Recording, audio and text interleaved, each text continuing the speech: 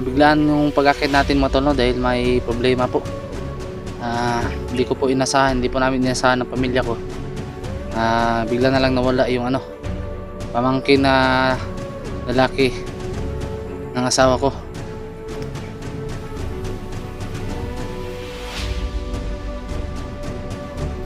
Masik kayo dito! Tignan natin ang lakas ninyo!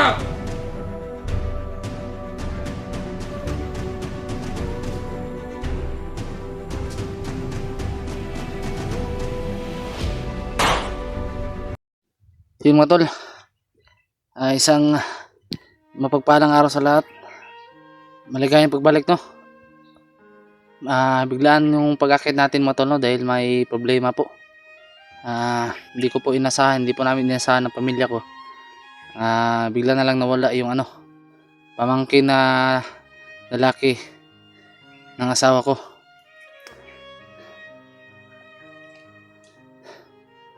Hindi ko po alam kung saan.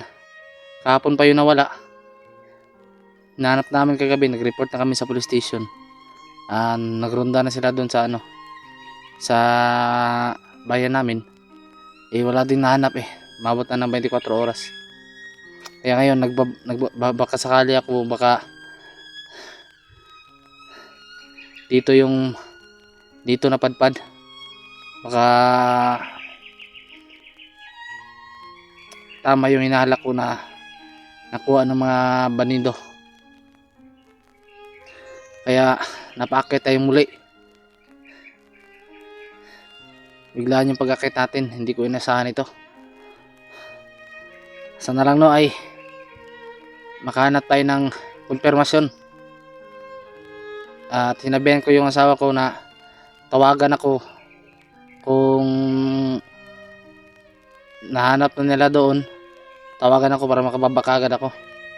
Magbabaka sakali muna ako dito. Hindi pa ako masyadong kalayuan sa mga tol, sa bayan, sa daan. Papasok pa lang ako, pero iba na yung kutob ko. Kaya nagpapasalamat tayo sa Panginoon at magdasal tayo palagi.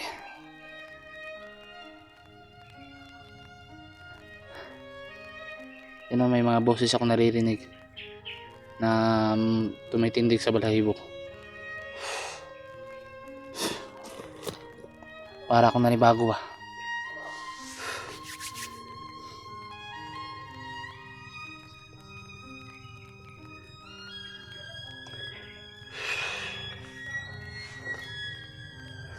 Yun pala mga tol, no. Shoutout pala ako dyan sa mga solid supporters ko, solid viewers na hindi tumigil sa kakasuporta po sa akin, no. Maraming salamat po sa inyo lahat, no. Lahat po ng ating mga kababayan, lahat ng mga nasa lanta ng bagyo doon sa Cebu, no. Sana ay ligtas kayo at walang nangyari masama sa inyo. May mga dumadaan, no.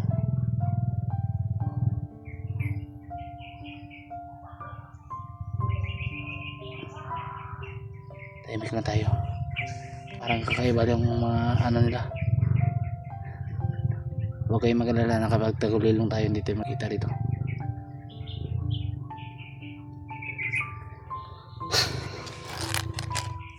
Yun pala, ulitin ko.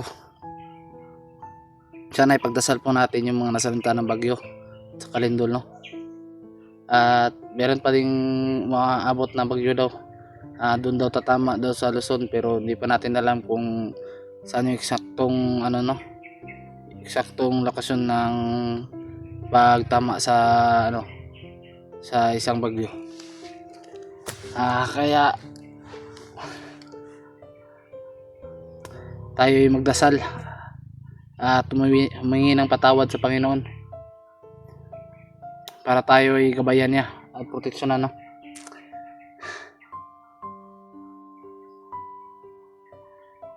Nagbabakasakali din tayo dito, no, na sana kung may mga kasama na ako dito, na sana ay magkita kami. Yun na nga mga tol, no. Paki-share po ng mga video ko mga tol sa kasamaan kong mga hunter, no, para malaman din nila na nakakita ko. At maraming salamat po sa lahat ng iyong pagsuporta mga tol. Medyo tagal-tagalin tayo hindi nakaakyat. Sakit yung likod ko ba. Kaya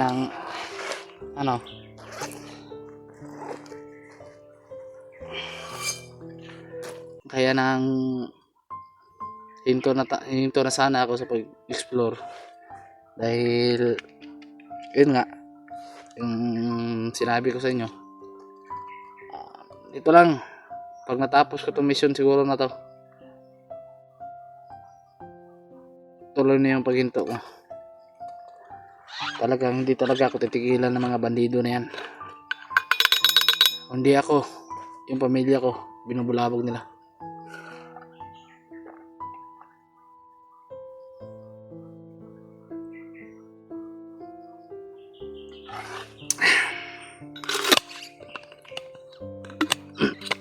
Sana lang ay pagdasal nyo ko mga tol na walang mangyaring masama sa akin.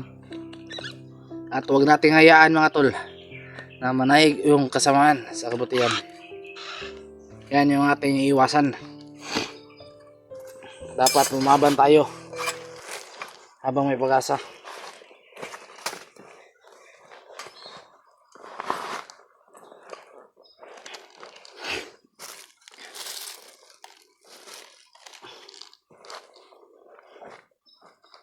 Hanggat may buhay, lalaban.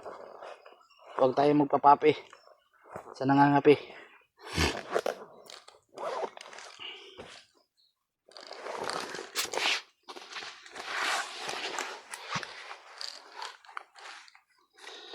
Tuloy tayo. Ito yung mga aksaya ng oras.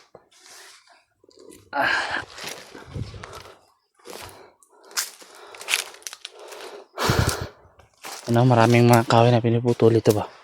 Siguro gawin itong kubo.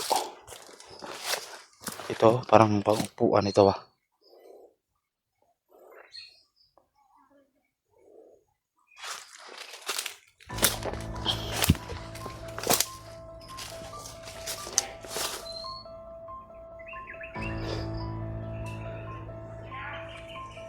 Ang mga boses ako narinig nito.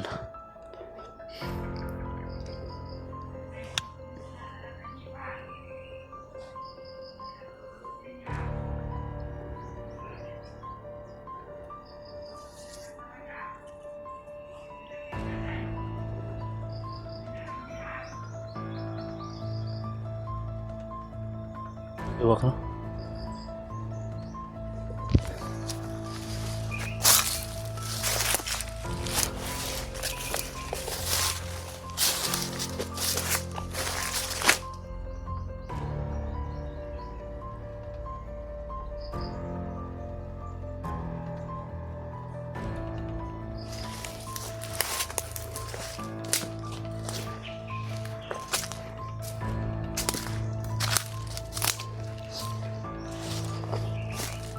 Tandahan tayo dahil may mga boses dyan.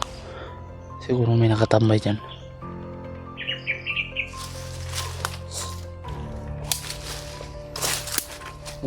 Nagtutubig pa yung bagong putol, diba? Bagong putol na.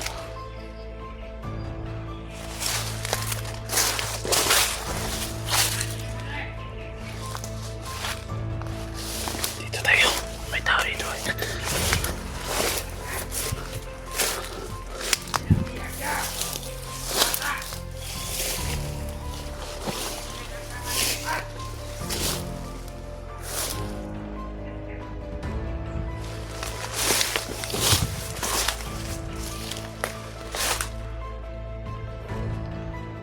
Tao dyan banda.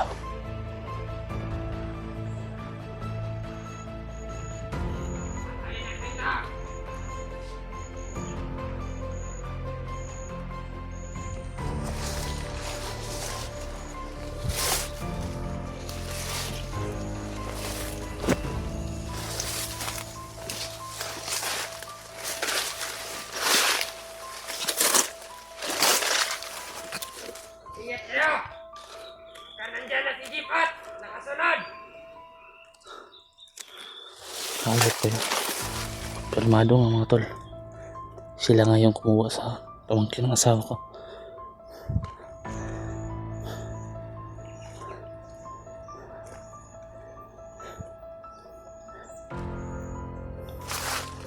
Ang hayop talaga ng mga tao na to. Ang damay pa ng walang kamali-mali.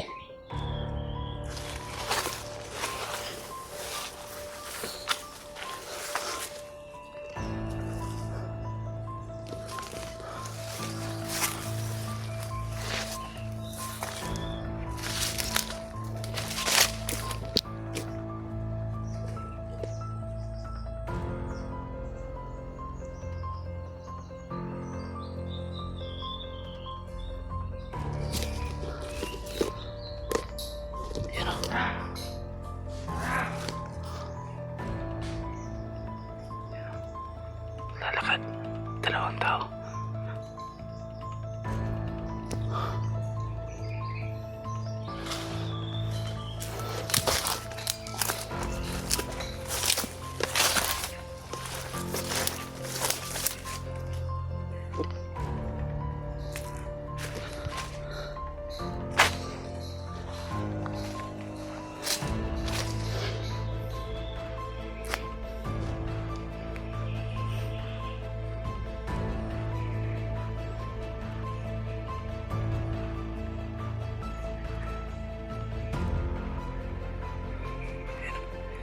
Kamay nga.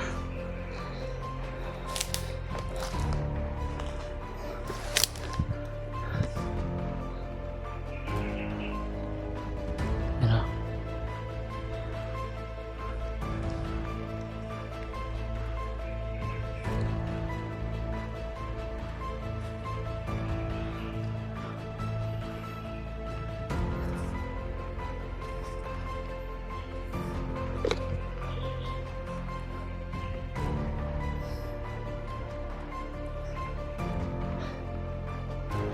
Mag-asid muna tayo.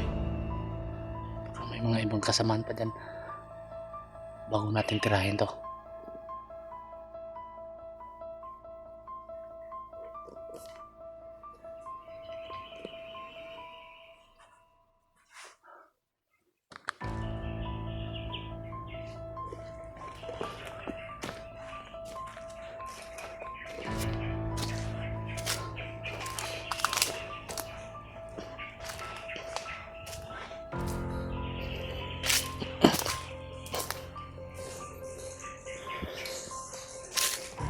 Lumakad yung isa.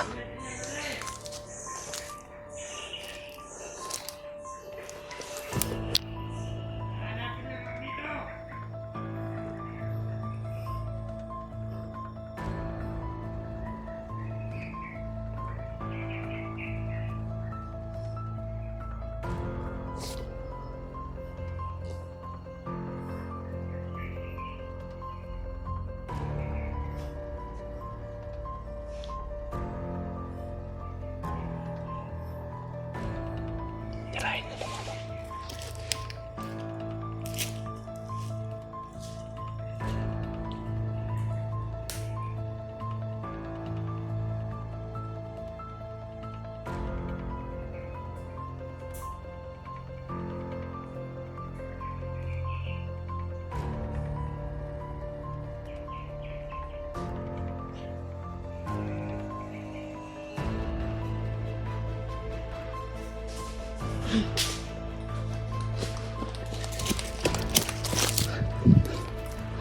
Patay na yung isa.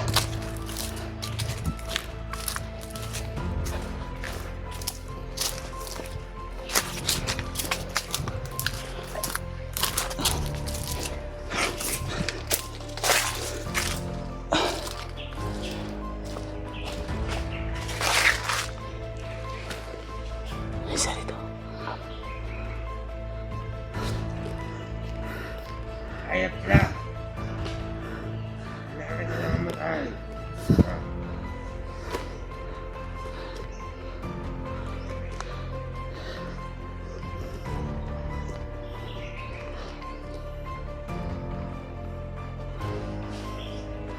Hayop! Masok kayo dito! Tignan natin ang lakas ninyo! Ito na naman isusunod ko.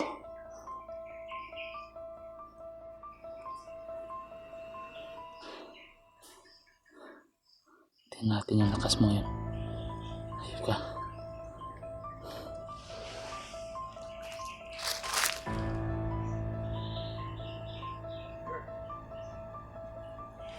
Ingat lang tayo, parang alis to itong isa na to. Naamoy ako dito.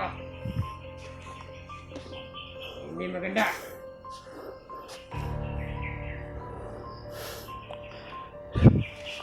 Ay, nandito na mga kalaban. Yawa!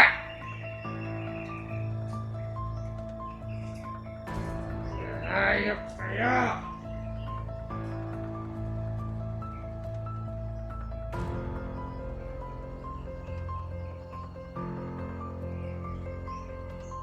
Ah.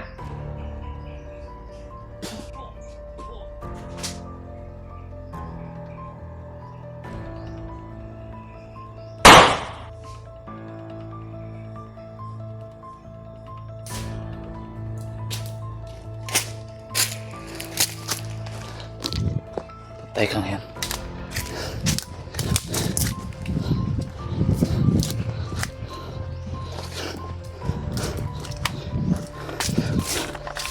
Tayo. Makasunod yan.